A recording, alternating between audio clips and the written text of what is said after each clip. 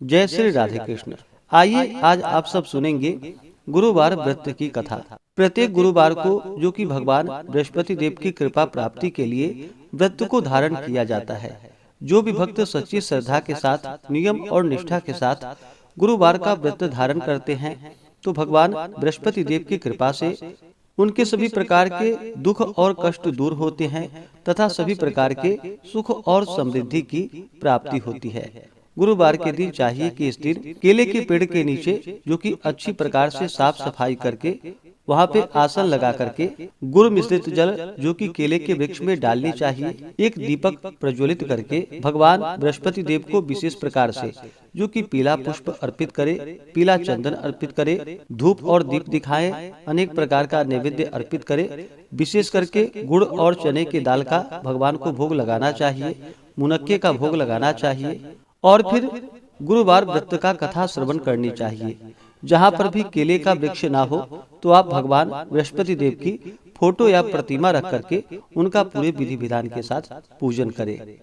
भगवान बृहस्पति देव अपने भक्तों के सभी प्रकार के मनोरथों को सिद्ध कर देते हैं। तो आइए सुनते हैं गुरुवार व्रत की कथा। तो बोलिए प्रेम से भगवान बृहस्पति देव की जय, भगवान विष्णु की जय, माता लक्ष्मी की जय। कथा के अनुसार प्राचीन काल में एक बहुत ही निर्धन ब्राह्मण रहता था। उसके कोई संतान ना थी। वह नित्य पूजा पाठ करता। उसकी स्त्री ना स्नान करती और ना ही किसी देवता का पूजन ही करती थी।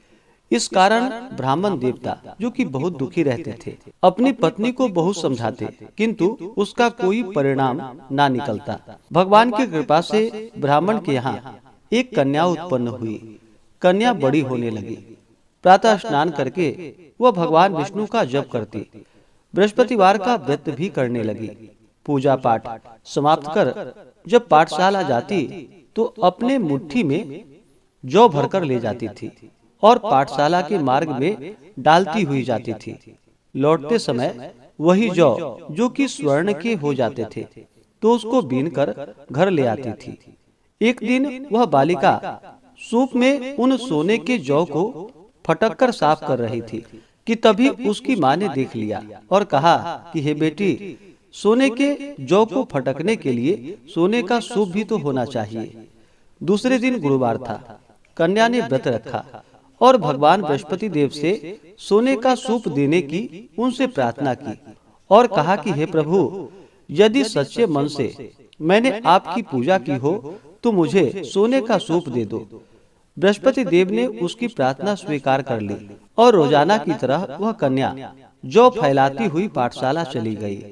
पाठशाला से लौटकर जब वह जौ बीन रही थी तो बृहस्पति देव की कृपा से उसे सोने का सूप मिला। उसे वह घर लेकर आई और उससे जौ फटककर साफ करने लगी, परंतु उसकी माँ का वही ढंग रहा। एक दिन की बात है, कन्या सोने के सूप में जब जौ को साफ कर रही थी उस समय उस नगर का राजकुमार वहां से निकला।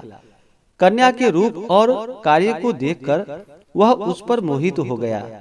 राजमहल आकर वह भोजन तथा जल त्याग कर उदास होकर लेट गया। राजा को जब राजकुमार द्वारा अन्न और जल त्यागने का समाचार प्राप्त हुआ तो अपने मंत्रियों के साथ वह अपने पुत्र के पास गया और पूछा कि हे बेटा, तुम्हें किस बात का कष्ट है? किसी ने तुम्हारा अपमान तो नहीं किया अथवा कोई और कारण है? मुझे बतलाओ, मैं वही कार्य करूंगा जिससे तुम्हें प्रसन्नता की प्राप्ति हो सके। अपने पिता की बातें सुनकर राजकुमार बोला कि हे पिताजी, मुझे किसी बात का दुख नहीं है। किसी ने मेरा अपमान भी नहीं किया है, परंतु मैं उस लड़की के साथ विवाह करना चाहता हूँ जो लड़की सोने के सूप में जौ को फटक कर साफ कर रही थी। राजकुमार ने राजा को उस लड़की के घर का पता भी बता दिया। मंत्री राजा के कहने पर उस लड़की के घर गया। मंत्री ने ब्राह्मण के समक्ष राजा की ओर से निवेदन किया और फिर कुछ ही दिनों के बाद ब्राह्मण की कन्या का विवाह राजकुमार के साथ संपन्न हो गया। और फिर क्या था, कन्या के घर से जाते ही ब्राह्मण के घर में पहले की भांति गरीबी का निवास हो गया। एक दिन दुखी होकर ब्राह्मण अपनी पुत्री से मिलने के लिए गया। बेटी ने पिता की अवस्था को देखा और अपनी माँ का हाल पूछा। ब्राह्मण ने सभी हाल कह सुनाया। कन्या ने बहुत सा धन देकर अपने पिता को वहां से विदा कर दिया, लेकिन कुछ ही दिनों के बाद फिर वही हाल हो गया। ब्राह्मण फिर से अपनी कन्या के यहाँ गया और सभी हाल कहा तो पुत्री बोली कि हे पिताजी, आप माताजी को यहाँ लिवा लाओ, मैं उन्हें यह विधि बता दूंगी जिससे कि गरीबी दूर हो जाए। ब्राह्मण देवता अपनी स्त्री को साथ लेकर अपनी पुत्री के पास राजमहल पहुँचे तो पुत्री अपनी माँ को समझाने लगी कि हे माँ, तुम प्रातः काल स्नान आदि करके विष्णु भगवान का पूजन करो और बृहस्पतिवार का व्रत करो तो तुम्हारी सभी दरिद्रताएं दूर हो जाएंगी। परंतु उसकी माँ ने उसकी एक भी बात नहीं मानी। वह प्रातः काल उठते ही अपनी पुत्री के बच्चों का जूठन को खा लेती थी। एक दिन उसकी पुत्री को बहुत गुस्सा आया। उसने अपनी माँ को एक कोठरी में बंद कर दिया और फिर प्रातः उसे स्नान आदि करा करके उससे पूजा पाठ करवाया। तब जाकर के उसकी माँ की बुद्धि ठीक हो गई। इसके बाद नियम से पूजा पाठ करने लगी और प्रत्येक बृहस्पतिवार को व्रत भी करने लगी। और फिर इस व्रत के प्रभाव से मृत्यु के बाद वह स्वर्ग को गई। वह ब्राह्मण भी सुख पूर्वक इस लोक का सुख भोग कर अंत में स्वर्ग को प्राप्त हुआ। बृहस्पति देव सभी कामनाएं पूर्ण करते हैं।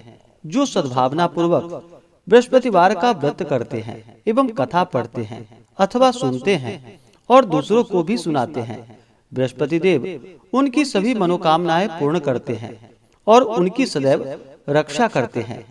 जो संसार में सद्भावना के साथ गुरुदेव का पूजन एवं व्रत सच्चे हृदय से धारण करते हैं, उनकी सभी कामनाएं वैसे ही पूर्ण होती हैं जैसी सच्ची भावना से राजा और रानी ने बृहस्पति देव की कथा का गुणगान किया था, तो उनकी सभी इच्छाएं बृहस्पति देव जी ने पूर्ण की। इसलिए सबको कथा सुनने के बाद प्रसाद लेकर जाना चाहिए और हृदय से उनका मनन करते हुए जयकारा बोलना चाहिए। तो बोलिए प्रेम से भगवान बृहस्पति देव की जय, भगवान विष्णु की जय, माता लक्ष्मी की जय, सर्वदेवी देवता की जय।